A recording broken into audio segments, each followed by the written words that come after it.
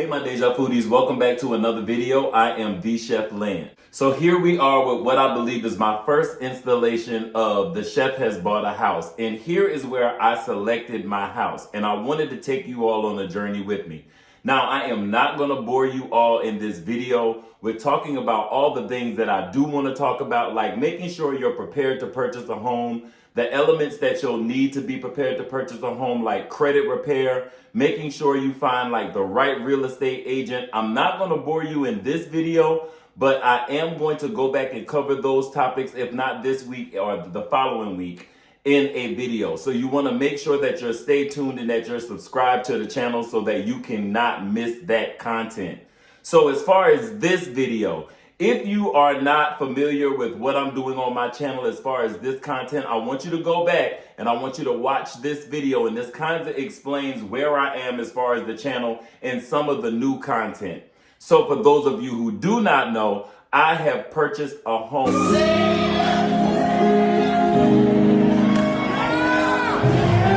So I want to kind of take a step back and see if I can get you all to choose which house that I actually purchased, okay? So with this, I am going to go through some things that may be educational for some people as far as being in the process of purchasing a home.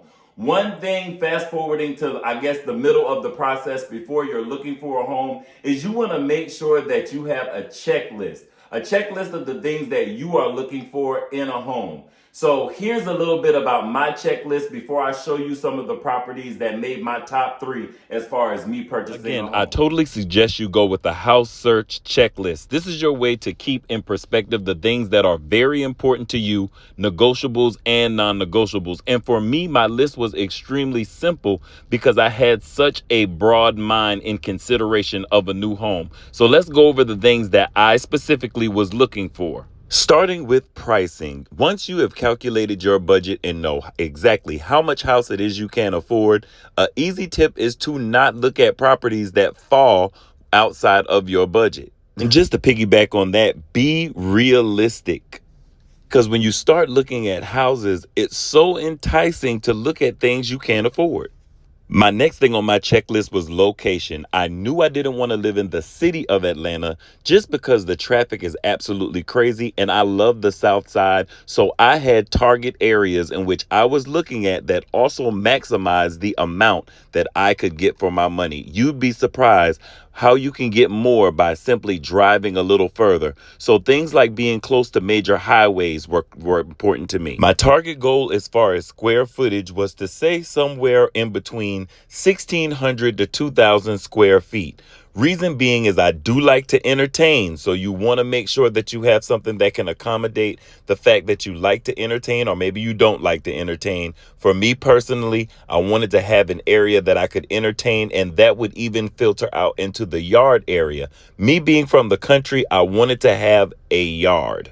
So at some point in time, I can fall back in love with the things that I did when I was growing up, like gardening. And I know this next one may not be important to a lot of people, but I never grew up in a house with a foyer, but always watched TV and thought that foyers were just like grand. So I wanted to find a home that had a foyer. Knowing what your purpose is in buying and where you see yourself in that property futuristically. If you're on this journey with me, you're going to see a video where I dive into depth into my reasoning for buying. So we want to make sure that we're looking at properties that can accommodate not only the now, but what you see in the future. Then finally, for me, I was looking for a home that was very structurally sound.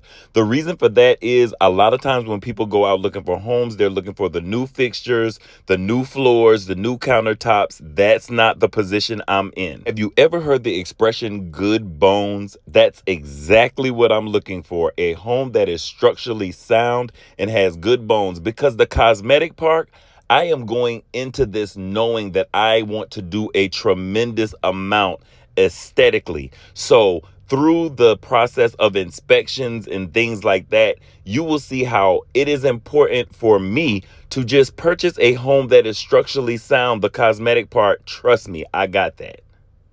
All right, Dejafoodies, so now that you have my checklist, we are going to take a tour of the top 3 homes that I had in my finals. Now, you have to remember, I have a checklist. I'm looking at price, I'm looking at the reason that I'm purchasing, and I'm going to go over that in another separate video as well.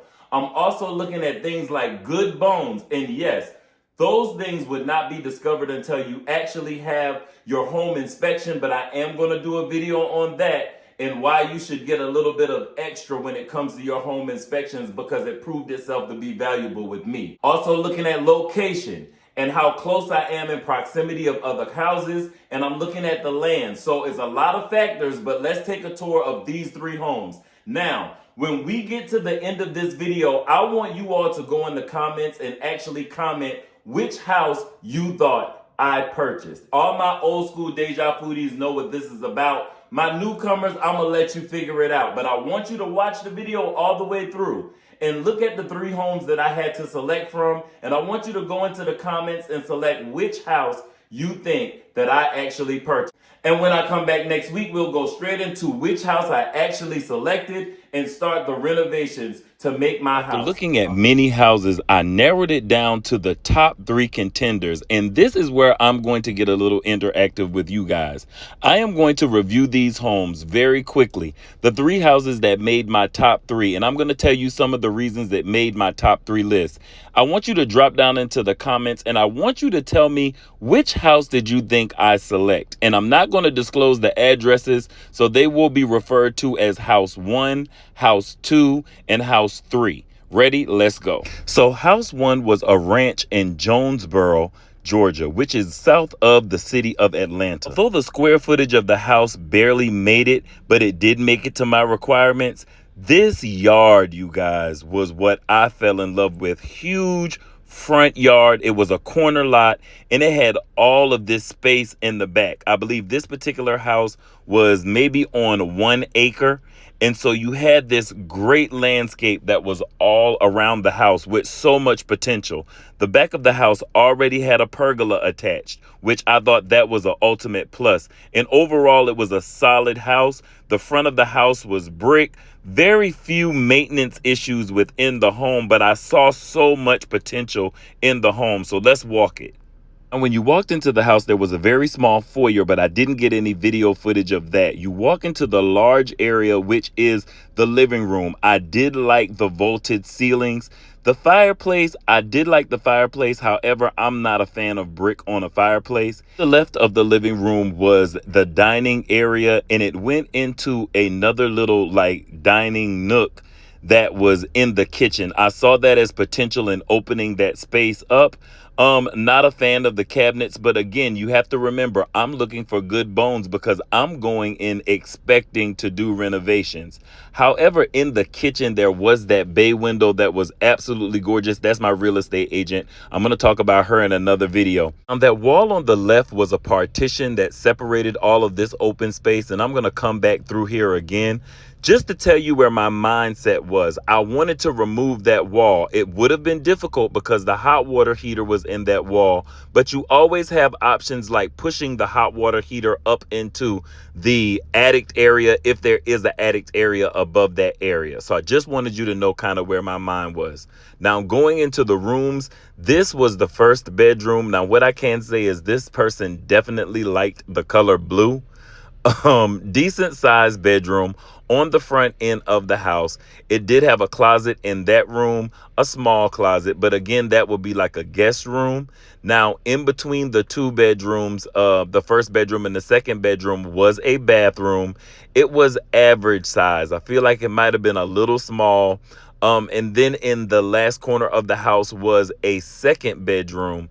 And that second bedroom had the same type of closet space as well. Across from that bedroom was the master bedroom. It was a decent sized master, but again, the closets would have kind of been a compromise. Now, what I did not really care for was the way that the vanity was open into the room, and I'm going to repeat that clip. So from the bedroom, you could see the vanity in the sink, and on the right of that area was the toilet area, and on the left of that area was the closet. Overall, I saw this house having so much potential, being in the price point, the great piece of land that the house was on, and all of the potential for the inside. But let's go to house 2. The second house was a ranch style home. Now, I don't have a tremendous amount of video of this house because the people were still living in this house. So I wanted to respect the fact. But this house was sitting on maybe like a little under 1 acre of land. Most of the land was behind the home, and there were a lot of trees that would need to be clear, but the land was there nevertheless. So let's take a walk into this house. Again, remember, keep in mind that the people who were actually selling this home were still living in this home. I'm not going to show it, but this house had a basement, the equivalent square footage of the top floor. Upon entering into this home, the first thing you will notice is they had a foyer. So that was checked on the box. They did have a foyer. It wasn't a high ceiling, but nevertheless, it was an entryway into the home. To the left was a kitchen, very large kitchen space. Of course, you got to keep in mind that I'm coming in wanting to redo cabinets, wanting to redo floors. It's just that we need to have the good bones. In the living room, the vaulted ceilings, I actually love that they had the beams running through the ceilings.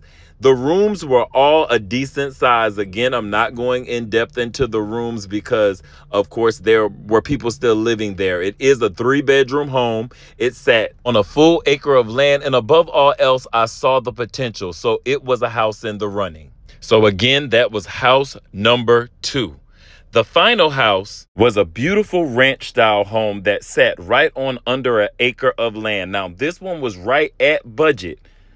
Let's take a walk through. Upon entering into the home, it does have a foyer. Again, not a high ceiling foyer, but it does have a foyer, which is really nice. Now, on the right side of walking in, that is the dining room area. And the immediate standout for me in this home was the tray ceilings. I absolutely fell in love with that. They have the tray ceilings in the dining room. And if you walk forward through the foyer, you go into the living room, which had vaulted ceilings. So I really did like the ceilings in this home.